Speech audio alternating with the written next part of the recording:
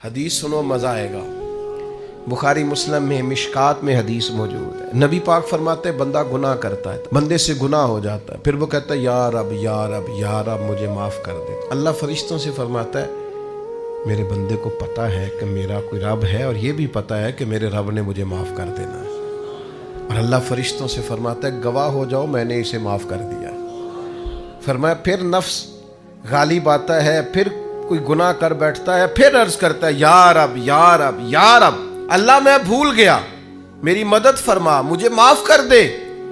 تو کریم فرماتے ہیں اللہ پھر فرشتوں سے فرماتا ہے میرے بندے کو پتہ ہے اس کا رب بھی ہے، اور یہ بھی پتہ ہے اس نے معاف بھی کر دینا، تم گواہ ہو جاؤ میں نے اسے معاف کر دیا ہے۔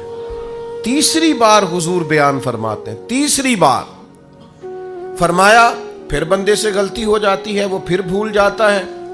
پھر اللہ کے حضور عرض کرتا ہے یا رب یا رب یا رب۔ تو فرمایا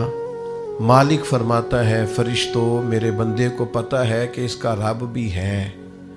اور یہ بھی پتہ ہے کہ اس نے معاف کر دینا ہے، تم گواہ ہو جاؤ میں نے اسے معاف کر دیا ہے۔ شارحین حدیث فرماتے ہیں یہ حضور نے جو 3 بار کا ذکر کیا یہ تمثیل کے طور پر ہے، معنی کیا ہے کہ وہ جتنی بار بھی سچے دل سے توبہ کرے گا اللہ اتنی بار ہی اسے معاف فرما دے۔